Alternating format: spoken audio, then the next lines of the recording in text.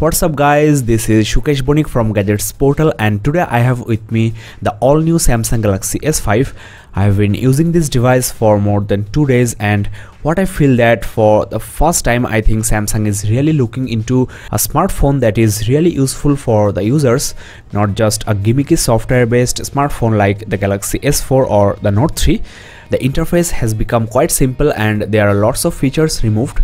That might be somewhat disappointing for few of you guys because you are always used to see feet tapping innovative features on flagships from Samsung. But what I really hate about this smartphone is its dimensions. The length, width and the thickness of this smartphone is much higher than its predecessor, which is totally disappointing. The bezel of S5 is also quite wide compared to S4. The only improvement I think here is the build of the back cover on the S5, which looks like perforated leather, and because of this the grip of S5 is also quite good. There is also a subtle silverish flare coming out of this white back. You will also find black, blue and copper gold versions of this back, though I did not like the black and the copper gold versions. The silver bezel resembles Note 3.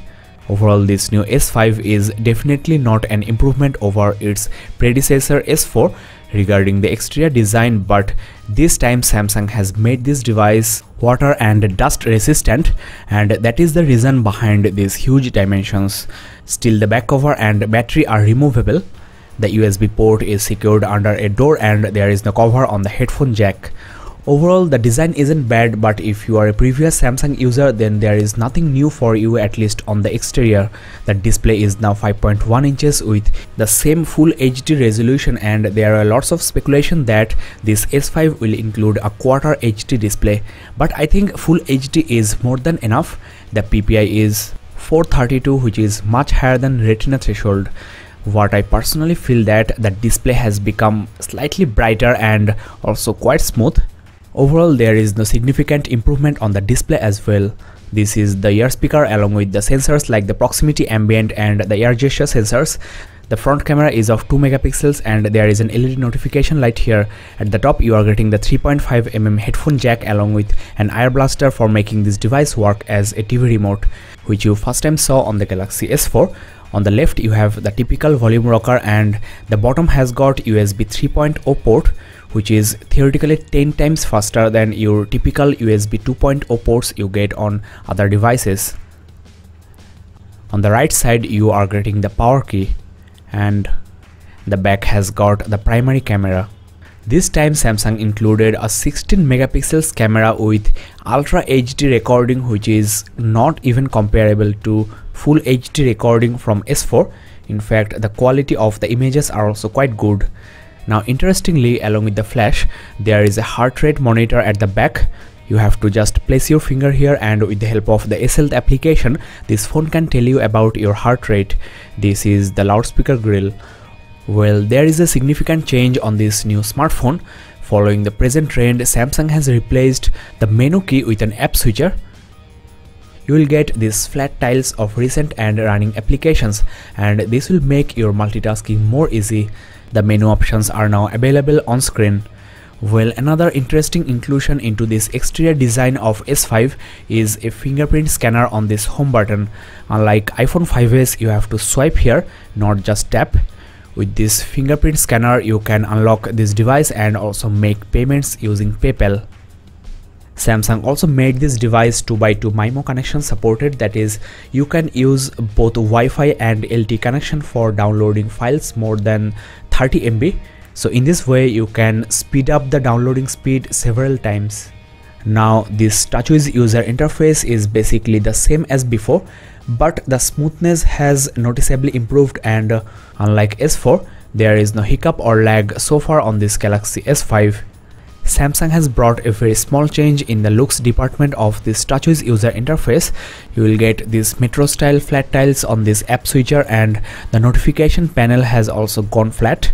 The settings menu is totally flat and you will get the same on the settings, which really doesn't make sense because the whole interface is in 3D style as before. Flat tiles and icons in few areas make this interface look quite mixed up. and this new settings menu is also quite confusing, though you can get back the original look as well. Samsung never takes the risk of changing the exterior and the interior look of their smartphones. They are always busy in bringing additional features which I always find quite amusing, but they should also play with the exterior design and the interface. It's good to see there are a few changes here, like you can change the transition effect, and this interactive window is also something new here. So good going Samsung. I hope that the next generation Galaxy S will be something new, something out of the box. Now you might be familiar with this S Finder which was introduced on the Galaxy Note 3. This is basically a device-wise search tool which will bring results from each and every corner of this smartphone. This may help you finding things more easily. This will also bring results from the web search. Well guys, I hope that you are liking my take on this Galaxy S5. So it will be great if you subscribe and keep in touch. I will upload couple of videos and keep you updated with this flagship of Samsung. Well, there is another option on the notification panel called Quick Connect. This will make the device always ready to connect with other devices having this Quick Connect feature. If not, then you can share media with the Bluetooth and Wi-Fi, provided those devices are connected with the same access point. So you can notice that the new features into this S5 are mostly quite useful. Here on this notification toggles, you'll find this touch sensitivity option which will enhance the touch of this smartphone to be used with your gloves on. The hands-free mode has been replaced with this car mode which will make this device look and work like a GPS navigator. This is an extremely useful feature added to this S5, and the good news is this feature totally works with voice commands. You can also connect this device with your car's Bluetooth. So the features here are quite useful, not fancy. In fact, fancy features like Smart Scroll has been removed from this S5. The other smart screen features like the Smart Pause, Smart Stay and also the Smart Rotate has been kept into this smartphone, which I don't mind. In fact, I personally use the Smart Stay feature a lot. The multi-window remains, and also there is an option called Toolbox.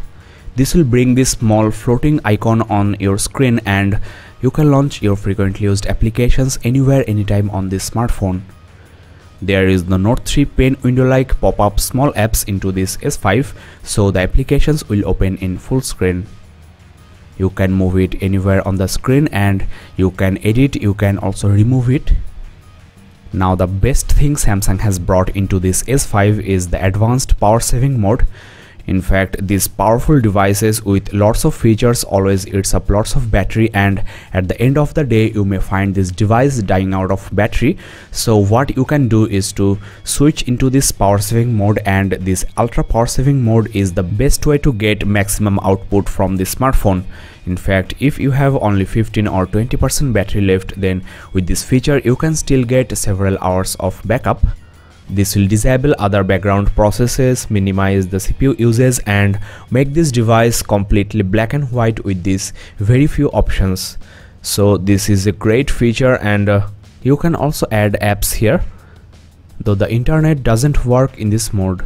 Well, if you have small or medium sized hand like me, then you may find this device uncomfortable for usage with one hand, so you can get this small minimized screen with your all the keys on this smartphone, and you can also get your frequently used contacts here. You can switch to your frequently used applications and you can also edit this list. Another good thing is this window is also resizable. As you can see, there is a small strip on the left of the smartphone which is for the multi-window feature. As you know, the multi-window on this S5 is basically the same you got on the Note 3. This feature splits the display into two and run two applications simultaneously in real time. You can also exchange media just by tap and hold and drag. You can also save a combination of window apps for future uses. You can put multiple applications into each of these windows and open the same application into both of these for comparison, like you can put two browsers or two hangouts for chatting with two persons simultaneously. I'll give you a demo of all of this in my upcoming tips and tricks review series. This is the air view feature you are familiar with, and with this feature you can get additional info or a preview of the contents just by hovering your finger over the screen. There is an air gesture infrared sensor here which works up to 7 cm from the screen, and what you have to do is to just wave your hand on the screen to switch in between tabs on the browser. You can also wave your hand up and down to scroll. This feature also works on the gallery and other places like on the email. So this Galaxy S5 has got lots of sensors, and because of this the battery uses and the RAM uses are quite high. I'll talk about all of this later on in this review. Now on this S5, the My Magazine feature has been added to the home screen panels, and you can just swipe right to get that. Swiping down will refresh it, and as you know, this is basically the Flipboard app embedded into the system. You can also remove this My Magazine feature from the home screen panels. Just press and hold on the home screen and you will get this home screen settings. You will find the desired option here. So there are lots of settings, lots of hidden options into this Touchwiz user interface, though it looks quite simple, quite user friendly. Now guys, let's talk about the writing experience on this S5, and I think typing on a 5.1 inches display with one hand is not that much comfortable, but you can use the one-handed screen here. You can also switch to this floating keyboard, and typing with the continuous input makes everything quite easy. Samsung removed the handwriting mode from this keyboard, which makes sense because there is no S Pen and you are not supposed to carry a stylus all the time. If you press and hold on these number keys, you can get this shortcut text, and you can just go to the settings to set your desired text into all the 10 number keys. As I said before, you can use the one-handed screen to minimize the keyboard to be used with your one hand, and you can also resize this. Let me show you what are the motion and gesture controlled features this Galaxy S5 has to offer. Because of this new interface, control over these features are almost gone. There are a few more tweaks I want to show you on this S5 that are borrowed from its predecessor, like you can just swipe your hand on the screen to take a screenshot, and you can also edit or annotate just by drawing on the screen. Well guys, because of all these bloatwares, this Galaxy S5 has got very high RAM uses, and unfortunately the RAM has not been increased from the 2 gigs on the S4. As you can see, the free RAM is very low, and I haven't installed that much applications into this S5 yet. After a few months of uses or after installing lots of applications, you may find this device quite slow, just like this Galaxy S4. S5 is priced at around 51,000 rupees, that is around 850 USD, and it's a shame that you are getting only 2 gigs of RAM, whereas Note 3, which is around 15% cheaper than this one and has the same specs, but the RAM is 3 gigs. In countries like India, you'll find only the 16 gig version of S5, and 40 to 50% of that storage has been used by the system. Though you can move some of your apps data to your external SD card, but that's possible by a very small portion, and I don't think that's going to solve this storage problem. Well, the camera on this S5 is the best you can find on any smartphone at this moment. The autofocusing is quite fast and the clarity is just awesome. There is also an absolutely brilliant feature called Selective Focus, which will give you great bokeh. I have captured a few images in this mode. Let me show you. You have to keep the subject within 50 cm from the camera, and as you can see, the bokeh is quite good and the subject is in right focus.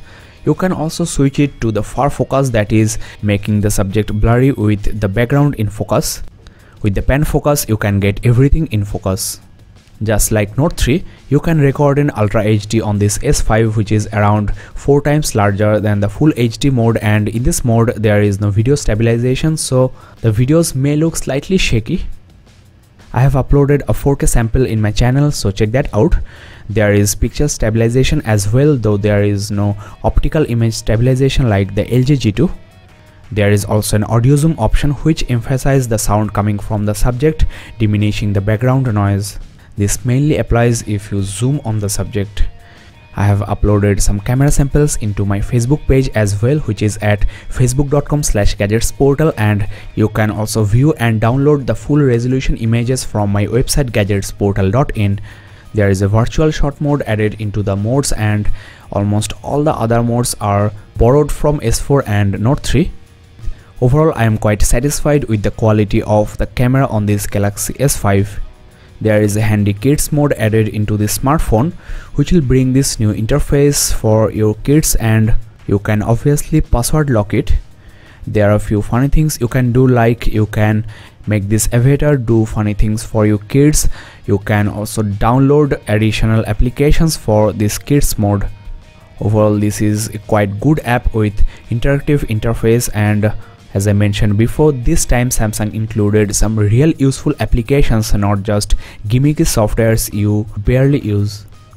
Well guys, so far I have been talking about the features of this smartphone. Now let's talk about the real capability, and I have run this Antutu 4 benchmark. The result, as you can see, is just impressive and almost near to the result you have got on the Note 3. This is the breakup. You can pause and check this out. You can play almost all the games and applications from the store, and the gaming performance is also quite good, almost lag free. Nina Mark II shows 59.7 fps, which is also very near to the perfect score. As you know, S5 sports Qualcomm Snapdragon 801 chipset with quad-core 2.5 GHz Crate 400 CPU and Adreno 330 GPU. There might be a global version as well with Exynos octa-core chipset. So the specs are almost similar to Note 3. You can get this S5 for the smaller display, added features, and smaller dimension for better one-handed use. Overall, this is a great phone from Samsung, and if you want a real smartphone with smart features, then go for this S5. The camera, the interface, and powerful processors, water resistance, etc. should be the reason you should get this smartphone. If you are looking for a stylish device with ergonomic design and higher aesthetic value, then I suggest you to go for HTC or Sony. LG phones are also great and comes very near to these Samsung devices regarding features. And as you know, the price of this S5 has been set quite high, which will surely come down very soon. You can also go for Note 3 and S4, which is around half the price of this S5. Well guys, that's all in this review. I hope that you have found this very interesting and also enjoyable. Check the description below for more videos like this, and you can also buy from the links in the description. In this way you can support us. You can also visit gadgetsportal.in for a written review, and don't forget to subscribe as well. Well, that's all for now. Thanks for being with me this long time.